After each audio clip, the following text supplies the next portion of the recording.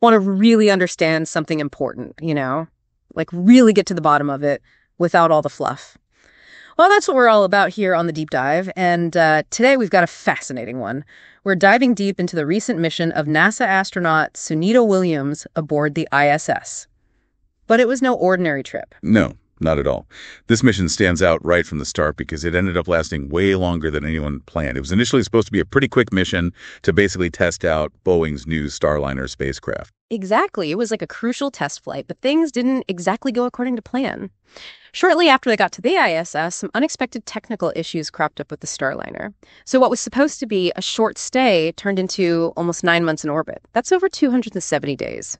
So today we're going to break down the key events of this incredible journey, the challenges they faced, the insights they gained, and why this extended stay in space really matters for the future of space exploration and for figuring out what it takes for humans to live and work off-planet.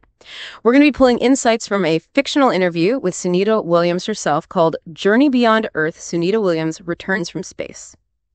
All right, let's start with this unexpected extension. What kind of technical problems could cause such a huge change of plans? Well, the interview doesn't really get into the specific engineering details of what went wrong with the Starliner, but it's clear that the problems were serious enough that they had to delay the return trip for safety reasons. This really highlights a core principle of spaceflight. Crew safety comes first, even if it means changing the whole timeline. What's really interesting is how the crew had to adjust their mindset almost immediately. They went from thinking it was a short evaluation flight to realizing they were in for the long haul. Yeah, that's a huge difference going from a few weeks to almost a year. It must have been a big mental shift. How did Sunita Williams and Butch Wilmore handle that extended period, both practically and mentally? According to the interview, the intense training astronauts go through at NASA really prepares them for situations like this. They adapted their routines, took on extra tasks beyond their original assignments, and even helped to train new astronaut crews who arrived later. This really shows how adaptable and resourceful astronauts have to be. And the interview also emphasizes how important it is to stay physically and mentally healthy up there. They had regular exercise routines and did things to keep their spirits up. It's not just about surviving in a confined space for that long. It's about staying sharp and positive the whole time. That makes a lot of sense. You can't just ignore your well-being for 9 months while you're orbiting the Earth. So while they were up there for this extended time, what kind of scientific work did they do on the ISS? Did the longer stay open up any new research opportunities? The main research goals stayed the same, but the extra time probably allowed them to collect more data and maybe even go deeper into certain areas. The interview specifically mentions biomedical research that focus on how microgravity affects the human body over long periods. For example, the extended duration let them gather more long-term data on things like bone density loss and changes in the cardiovascular system. That's super valuable for planning those future long-duration missions to places like Mars.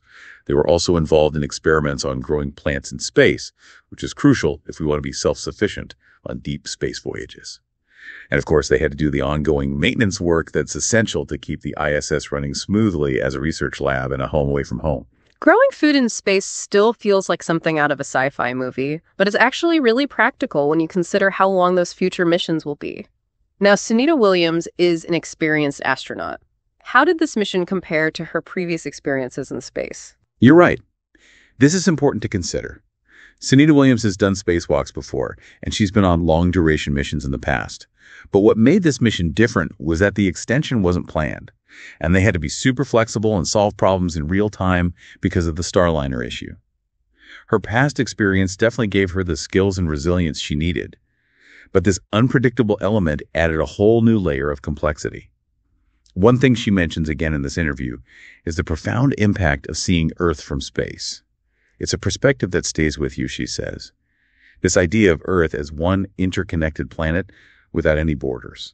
It's interesting how so many astronauts talk about that perspective, the sense of unity and how fragile our planet is. She also talked about spacewalks in the interview. Those always seem incredibly challenging. What did we learn about that side of the mission? Spacewalks, or EVAs as they're called, are definitely risky and demanding. The interview really emphasizes the extensive and incredibly detailed training they go through, particularly at NASA's Neutral Buoyancy Lab.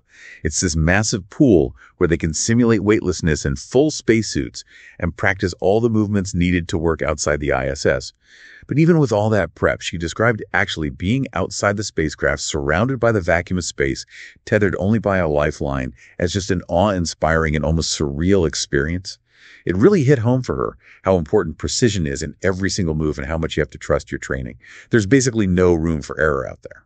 I can't even imagine what that must be like. So after all that time in orbit, the return journey must have been quite an event, especially with the last-minute switch to a different spacecraft. Can you walk us through that? Of course. They decided that Sunita Williams and Butch Wilmore would come back to Earth on SpaceX's Crew Dragon instead of waiting for the Boeing Starliner to be fixed. The interview talks about the descent through the atmosphere as being really intense. There's a lot of heat from friction with the atmosphere. The spacecraft shakes a lot, and you feel the G-forces really strongly. But when the parachutes opened, she felt this huge sense of relief, knowing they were coming back safely. She described the landing in the ocean and the recovery by the team as almost dreamlike. And that first breath of fresh air after being in the ISS for so long was a powerful moment. This whole situation really shows how important it is to have backups and alternatives in space exploration. Having another reliable spacecraft ready to go. Wow, that first breath of Earth's air after so long must have been amazing. So what's next for Sunita Williams now that she's back? Well, the first thing for any astronaut returning from an extended stay in microgravity is rehabilitation. It takes time to adjust to Earth's gravity after 9 months in a weightless environment. There's physical therapy and careful medical monitoring involved.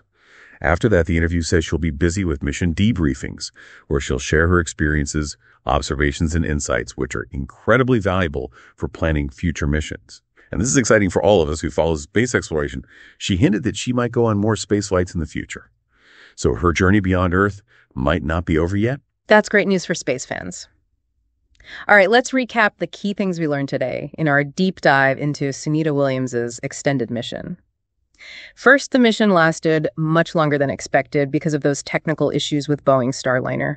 We saw how incredibly adaptable and resilient the astronauts Sunita Williams and Butch Wilmore were in dealing with this longer stay and taking on extra responsibilities up there on the ISS.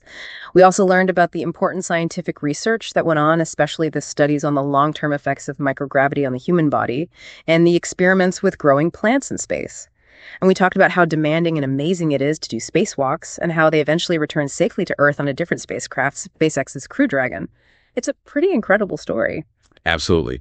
This whole experience highlights the inherent risks and the unpredictable nature of space exploration. But it also really showcases how good humans are at problem solving, adapting, and being resilient. That goes for the individuals who go to space and the teams on the ground who support them. And for you, our listener, who tunes in to learn about important events like this quickly and thoroughly, we really hope this deep dive has been helpful. It's an inspiring story of human ingenuity, our drive to explore, and our ability to adapt when things don't go as planned. So as you go about your day, I want you to think about this. How can you apply what we've learned to your own life?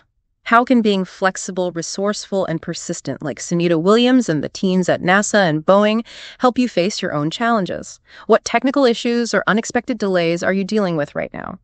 Maybe by embracing those challenges and finding creative solutions, you can discover new opportunities and insights you wouldn't have found otherwise.